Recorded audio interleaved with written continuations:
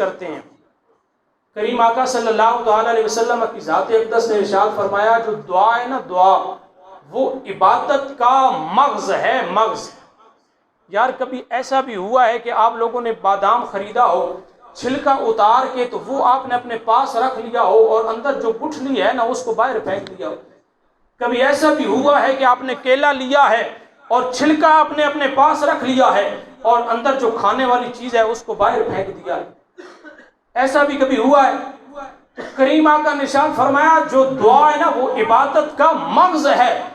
اور دوسری جگہ کریم آقا نے ارشاد فرمایا کہ جو دعا ہے نا وہ پوری کی پوری ہی عبادت ہے، وہ خود ہی عبادت ہے۔ ہم یہ سمجھتے ہیں نا جناب کہ جو مولوی صاحب ہیں نا وہ دعا مانگتے ہیں تو ہر وقت یہی مانگتے ہیں ربنا آتنا فی الدنیا حسنۃ وفی الآخرہ، ہر وقت جناب یہی مانتے ہیں اللہم انت السلام و منک السلام۔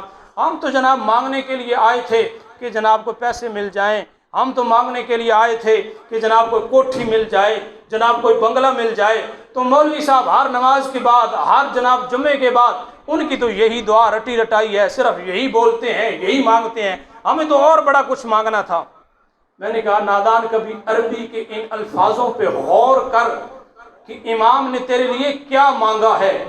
امام نے ربنا آتنا فی الدنیا حسنۃ وفی الآخرہ، یہ جو دعا مانگی ہے نا امام نے تیرے لیے دنیا کی بھی بھلائی مانگی ہے، آخرت کی بھی بھلائی مانگی ہے۔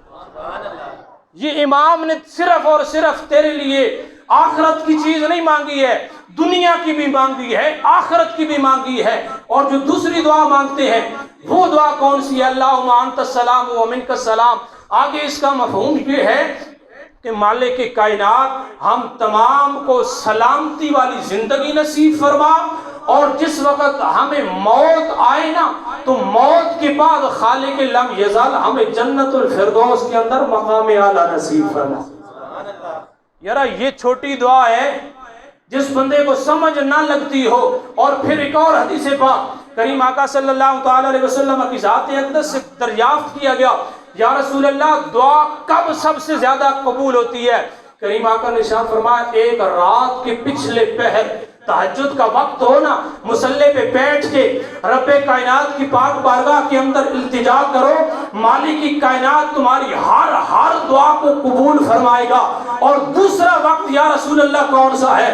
کریم آقا نے ارشاد فرمایا میرے صحابہ دوسرا وقت یہ ہے جس وقت تم فرائض پڑھ لو، اس وقت جو اللہ کی پاک بارگاہ کے اندر دعا کی جاتی ہے مالک کی کائنات اس دعا کو شرف قبولیت نصیب فرماتا ہے۔ یار ہمیں کون سی ایسی جلدی ہے کہ 2 منٹ بھی ہم بیٹھ کے انتظار کر کے امام کے ساتھ دعا نہیں مانگ سکتے کہ ہمارے امام نے ہمارے لیے اتنی بڑی